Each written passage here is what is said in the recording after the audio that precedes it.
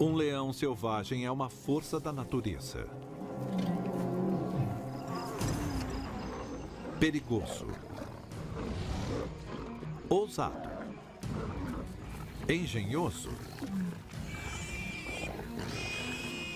E às vezes, até doce. Mas filmar esses leões requer criatividade e disposição para seguir as suas regras.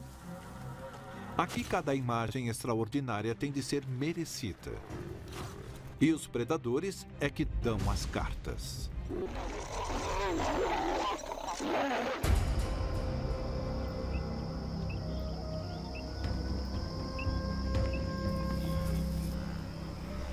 Este é o Serengeti, como a maioria o conhece. Um lugar de abundância. Capim luxuriante. Rebanhos imensos. Muitas presas. O lugar perfeito para um predador.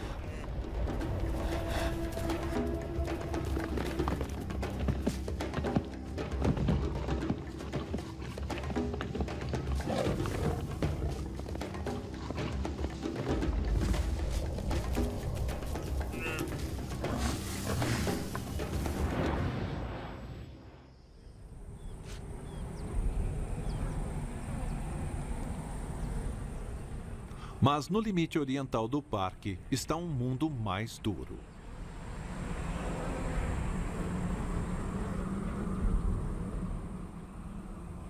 Aqui presas são escassas. Água, mais ainda. Mas de alguma forma, um bando de leões deu um jeito de sobreviver nesse lugar desolado. Eles são chamados de Vumbi. Eles escolheram este bando para mostrar quanto difícil e frágil pode ser a vida de um leão. O número de leões está mais baixo do que nunca. A fragmentação acontece com a explosão populacional humana em toda a África. E nós estamos tentando imaginar um modo de contar isso ao mundo de maneira substancial. Viemos diretamente para este canto remoto do parque, onde quisemos nos concentrar nos leões. E ele era como uma paisagem lunar. Muito austera, difícil imaginar que algo pudesse sobreviver aqui. E encontramos este grupo de leões esquálidos e desesperados que estavam ali no meio do nada.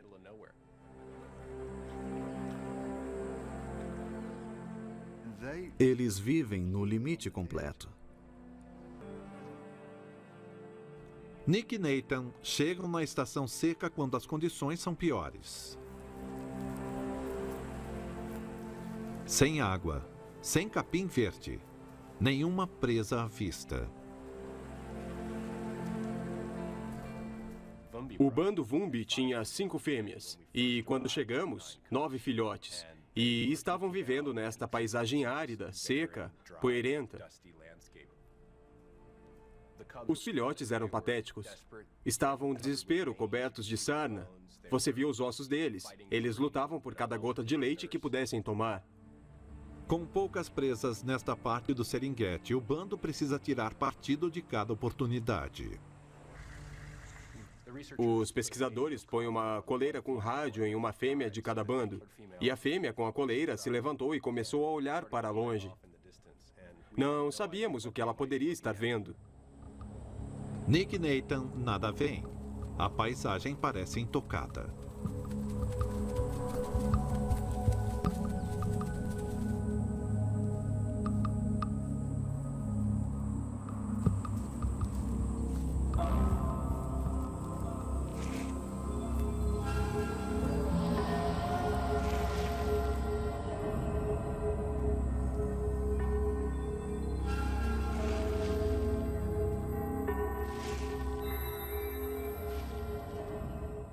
Quando fomos até lá, a fêmea de coleira e outras fêmeas grandes estavam escavando o chão poeirento e rochoso.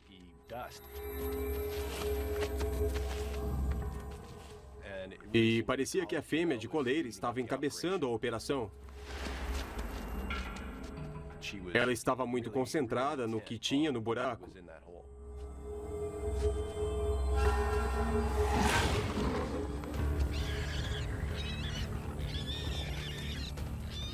É um javali.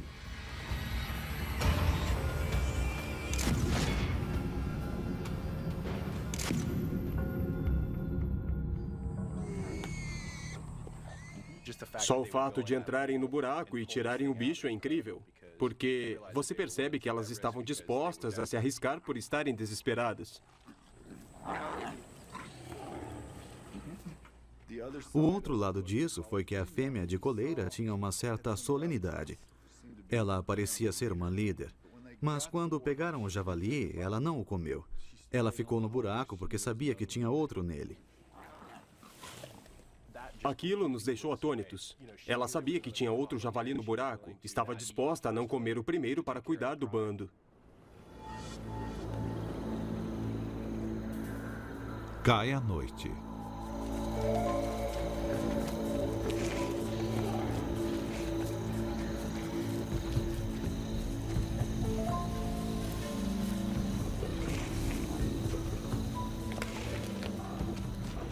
Finalmente, sua persistência compensa.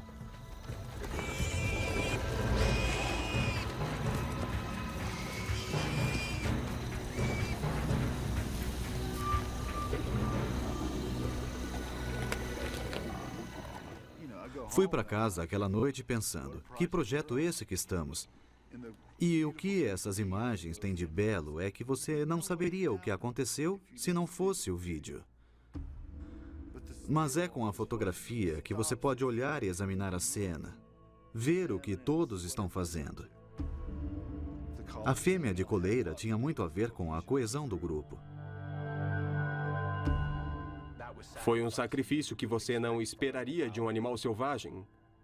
Foi isso que eu diria, acima de qualquer coisa, que nos deixou apaixonados pelo bando, porque respeitamos muito o que eles faziam.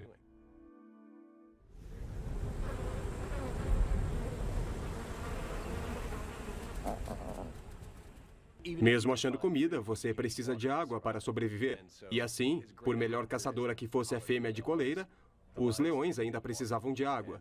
E todos nós esperávamos ansiosamente pelas chuvas. Quando você topa com leões na estação seca, eles não têm água, nem comida, nem abrigo. Não têm nada. Vivem como que numa paisagem lunar ou num deserto.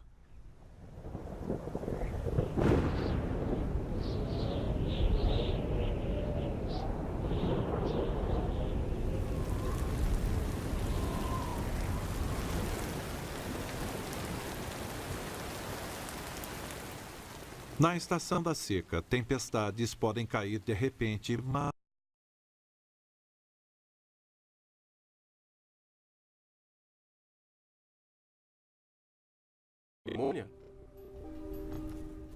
acabamos percebendo que, na verdade, estavam lambendo a água de suas costas para beber, que as chuvas eram tão curtas, tão poucas, que não haveria poças d'água para eles beberem. Foi uma loucura ver isso, porque você fica pensando, é inimaginável, eu acho, você ter uma existência numa terra que é tão cruel que a água não dura nem no solo, e você tem que tomá-la nas costas do outro animal.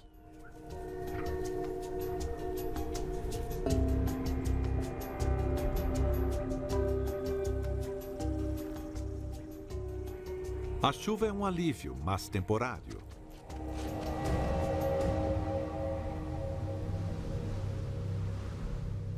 E maiores desafios ainda virão para os Vumbi. Após alguns meses fora, Nick e Nathan estão voltando para o bando.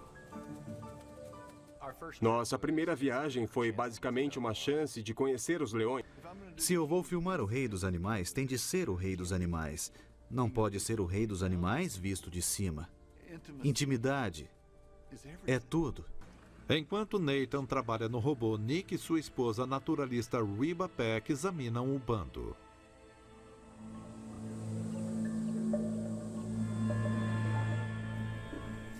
As chuvas recentes devolveram a vida à terra ressecada. Os leões parecem estar bem.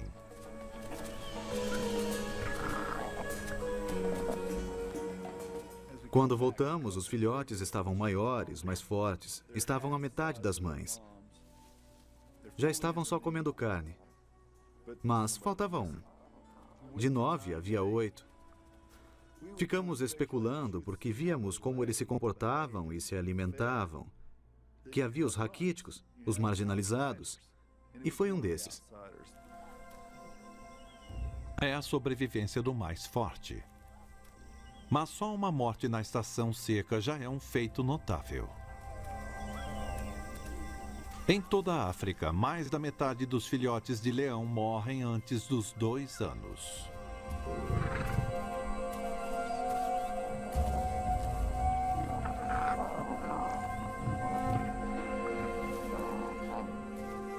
Os Vumbi desafiam as probabilidades, mas seu sucesso é uma faca de 2 gumes.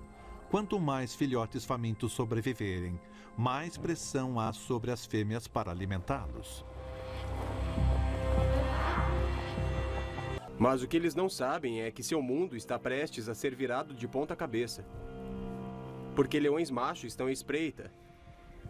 E quando eles chegarem, o caos ou coisa pior é um negócio garantido.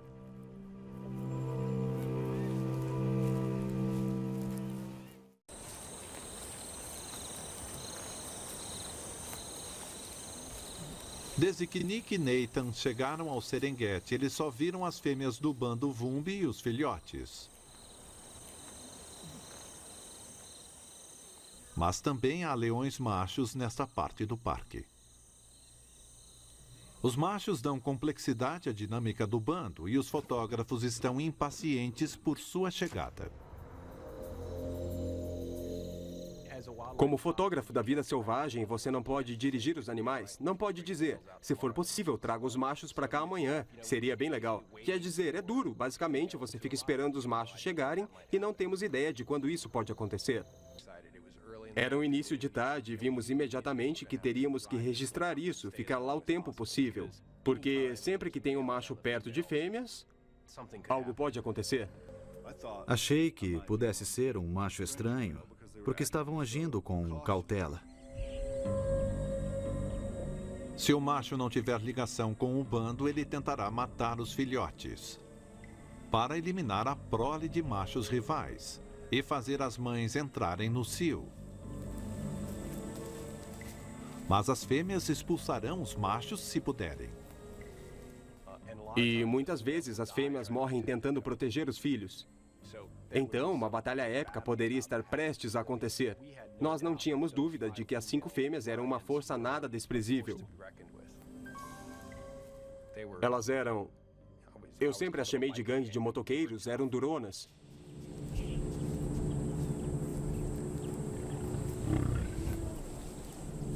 Por sorte, este é Seaboy, o enorme macho pai de vários filhotes Vumbi. Mas isso não quer dizer que ele seja recebido calorosamente. A primeira vez que vimos Seaboy com as fêmeas foi tenso. Parecia que era uma trégua estabelecida ali, em que ele era tolerado, mas não podia chegar muito perto. Ele ficou por ali, mas na periferia.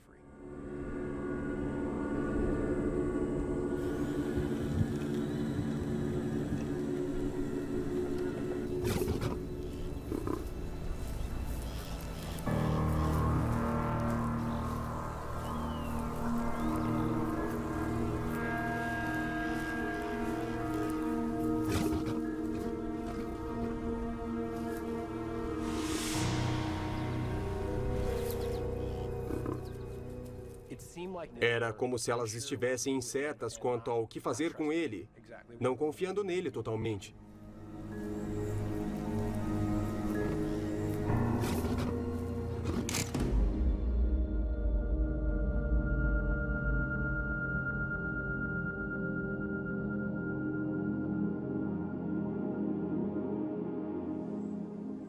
À medida que os dias passam, as fêmeas ficam mais à vontade com Seaboy e até os filhotes começam a se aproximar dele.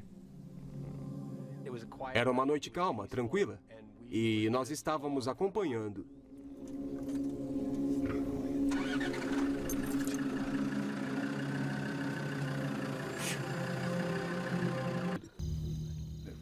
Isso nos deu uma imagem. Na época eu pensava, eu não achava que leoas atacassem leões. Achava que elas fugiam.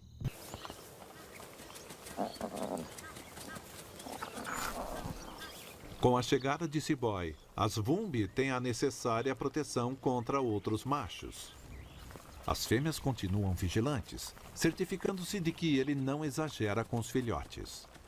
Mas elas aceitarão seu temperamento porque ele é um macho forte com um histórico de sobrevivência. –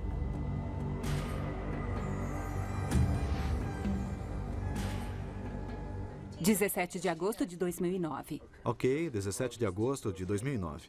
Os pesquisadores nos contaram que Seaboy tinha sido expulso de seu território anterior por um grupo intruso de machos fortes que atende pelo nome de os Assassinos. Uma das pesquisadoras, Ingela, estava lá e viu Seaboy ser despedaçado pelos assassinos e conseguiu fotografias incríveis da briga. Quando dei uma recuada, eu pensei, Cristo, estou no meio de uma grande batalha, 3 contra 1. Aí investiram contra ele e eu ali com minha câmera não consegui ajustar a lente. Então abri o máximo que eu pude. Estão ao lado do seu carro. Estão mesmo, entre isso e meu carro aqui. Meu Deus! Deve ter sido um barulhão. Tinha certeza que iam matá-lo.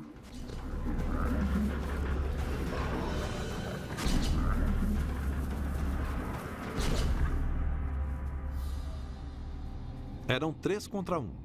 Mas, incrivelmente, Seaboy sobreviveu ao ataque. Fugiu para um território novo e assumiu o bando Vumbi. Nossa, que história impressionante a dele. Ele era um mau elemento. Este macho era tão durão que deu em 3 outros machos. Por isso, foi um personagem imediato para nós. Seaboy dá um nível de segurança que poucos machos podem oferecer.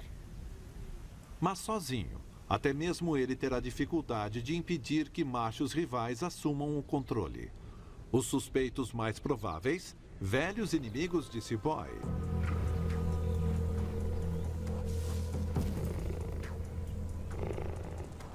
Os assassinos estão rondando novamente. E agora, eles são 4 contra 1.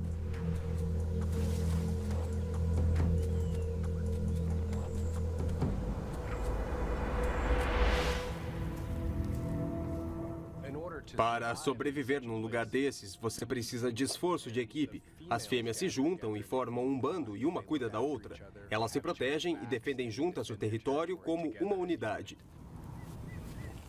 Os machos têm uma coisa semelhante. Eles formam coalizões para competir com outros machos. Os assassinos são uma coalizão. Mas Nick e Nathan só viram Seaboy sozinho ou com o bando. Estávamos no campo à tarde e encontramos Seaboy andando na direção de um rochedo alto. Seaboy andava tentando acasalar com uma fêmea e não estava indo bem. Seaboy começou a rugir e imediatamente saiu andando na mesma direção para onde tinha rugido. Claro que fomos atrás dele.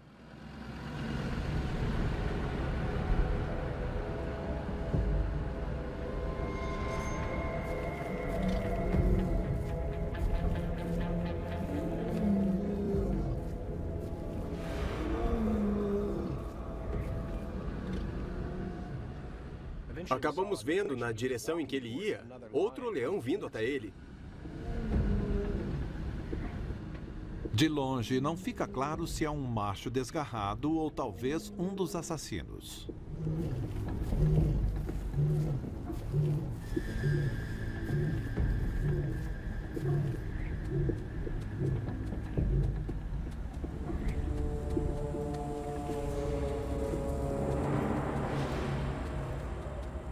Não era nenhum dos dois.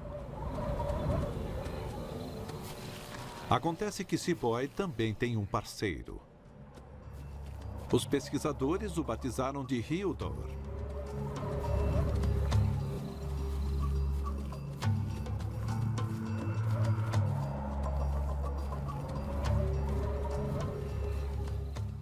Foi um momento incrível, em que eles se tocaram com o focinho, uma espécie de dança. Para mim, é um exemplo incrível de união. Os dois machos estavam confirmando o laço entre eles. Os machos têm de fazer isso. Aliás, um leão macho é um perdedor. A união de dois não é muito forte, a menos que um seja cibói.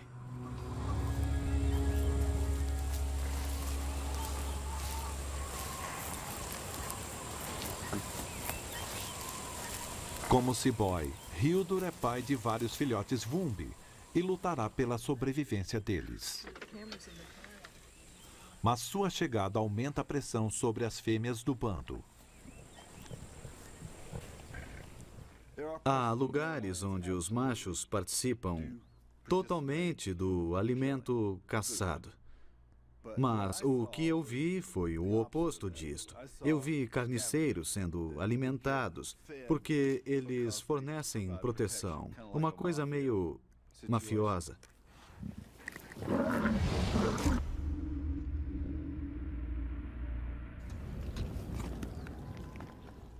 Há uma hierarquia óbvia. Os machos podem controlar o que o bando mata, então as fêmeas matam alguma coisa. O macho pega e come até ficar satisfeito.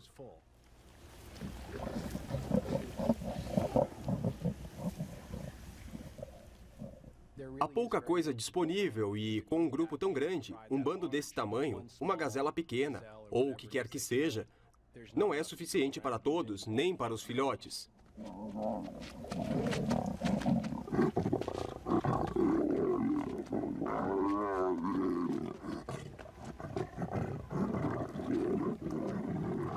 Os filhotes brigavam pelo direito de lamber o sangue no capim, porque era só o que tinha sobrado. Eu não achava que ele fosse morder um deles, mas mordeu. É dureza, é duro. Acho que, sem dúvida, é difícil para as fêmeas verem os machos comendo tanto, se empanturrando e deixando restos para os filhotes.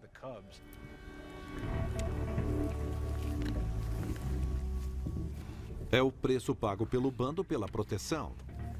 Agora elas têm dois machos fortes e leais para defendê-las de ataques. Mas com eles vem junto dois estômagos grandes que exigem ser alimentados.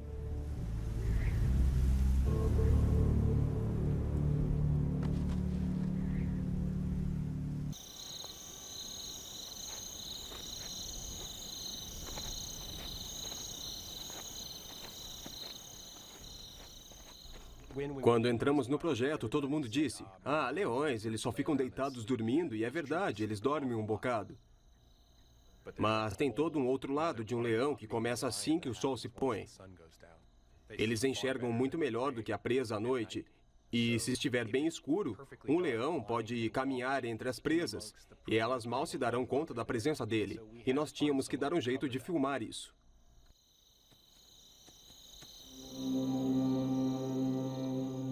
Com 5 fêmeas, 8 filhotes crescendo velozmente e 2 machos, o bando precisa de muita carne fresca. Cada caça pode ser a diferença entre a vida e a morte. Por isso é crucial não perturbar os leões ou tirar a vantagem deles.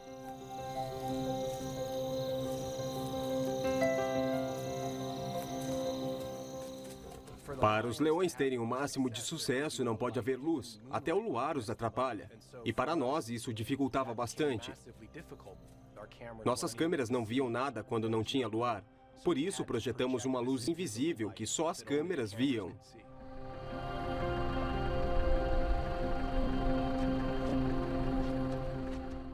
Trabalhar à noite trazia a dificuldade de um conjunto de circunstâncias que você mesmo pode criar.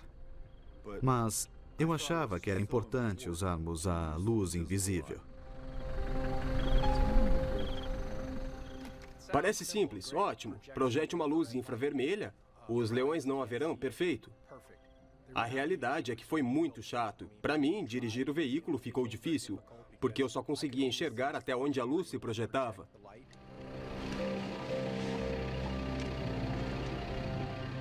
Ei, Riba, fica de olho neste vindo por trás, à direita. Eu não sei. Você fica desorientado, não enxerga. Você se concentra, cai em buracos e não consegue fazer o que quer fazer. Mas, trabalhando à noite, eu senti que entrávamos no mundo deles.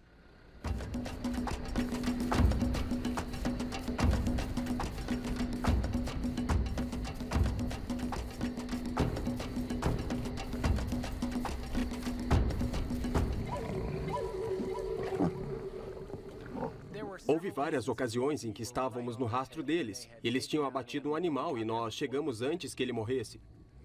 Os olhos ainda se mexiam. Você via que ele estava vivo e lutando. Acho que algumas imagens que temos expressam muito claramente a situação, que é de uma família sobrevivendo nesta paisagem incrível.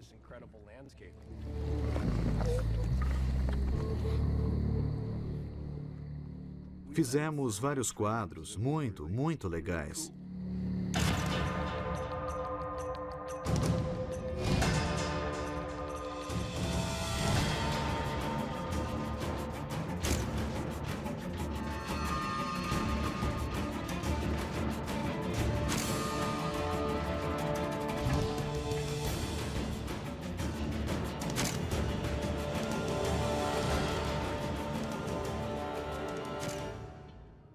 É uma família comendo.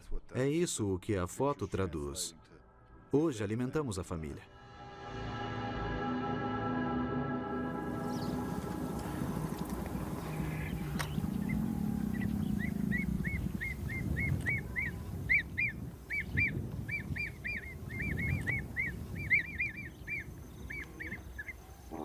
Os dias entre caçadas são lentos. Mas no horizonte, os assassinos se preparam para um ataque. Os machos que expulsaram C-Boy de seu último bando estão procurando o outro para se apossar. Eles são conhecidos por matar filhotes. Machos rivais. E até fêmeas adultas que fiquem em seu caminho. Não há garantias de que C-Boy e Hildor serão capazes de defender o bando de uma chacina, mesmo que as fêmeas entrem na briga. Com os filhotes quase prontos para serem independentes, o bando Vumbi está prestes a enfrentar o desafio máximo para sua sobrevivência.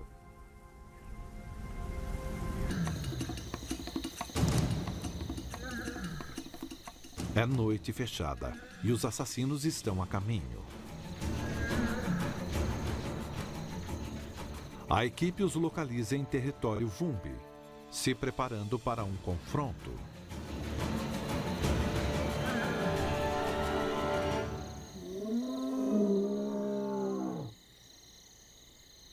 Mas muito antes de qualquer contato, os leões se medem com rugidos.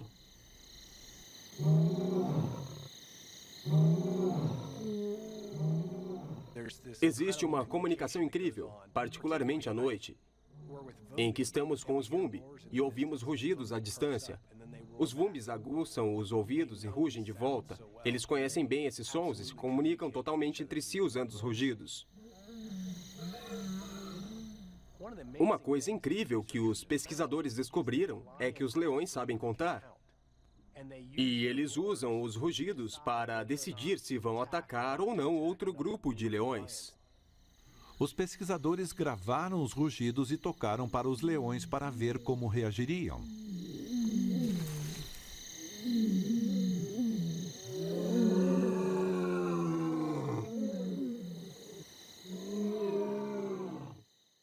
Eles descobriram que tocando, por exemplo, 2 rugidos para um grupo de, digamos, 5 leões, se eles tocam 2 rugidos e tem 5 leões ouvindo, esses 5 quase sempre irão até os 2 prontos para atacar. E se tocarem, digamos, 10 rugidos, e o outro grupo tiver 5, este quase sempre irá embora.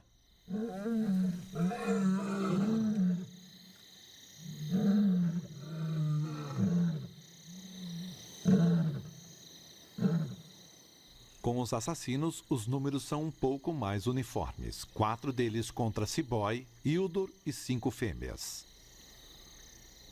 Só o tempo dirá se os assassinos gostam dessa probabilidade. Ei, Nick, você olhou aqui? Mas a noite não acaba como esperado. Enquanto os assassinos se aproximam, uma fêmea solitária cruza seu caminho.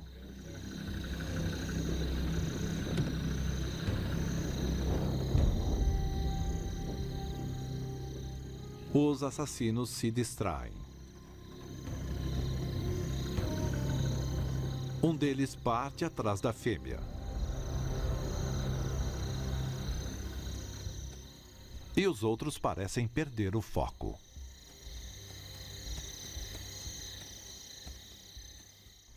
O interessante é que quando os assassinos invadiram, eles não foram atrás dos Vumbi. Pela manhã, os assassinos tinham passado pelo território Vumbi e entrado no próximo. Talvez a fêmea os tenha desviado do caminho, ou quem sabe, eles decidiram que não valia a pena lutar por um lugar tão árido e sem grandes rebanhos. Isso não vale a pena. Você não enfrenta Seaboy por isso. Por ora, a ameaça aos Vumbi passou e a vida está prestes a melhorar muito.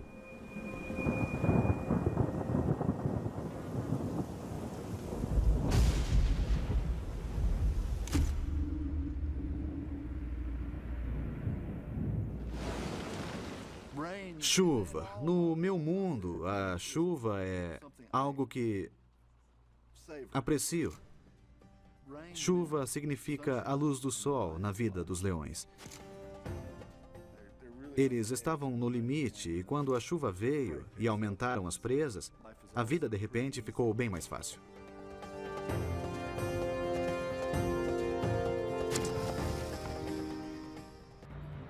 Para os Vumbi, é a estação da abundância. Mais água do que conseguem beber. Gnus aos milhares.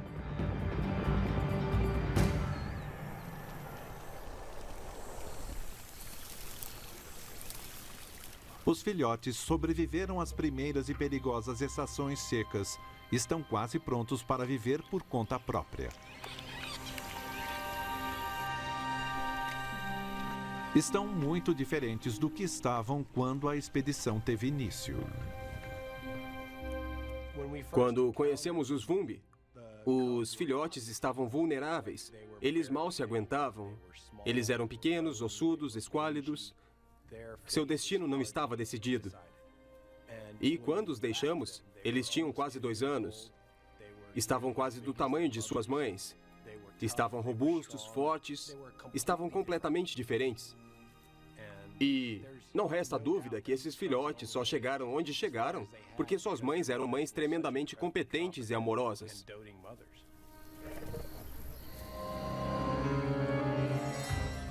As fêmeas tiveram sucesso na criação de seus filhotes, da infância até quase a idade adulta, um processo que os fotógrafos puderam cobrir de quase todos os ângulos.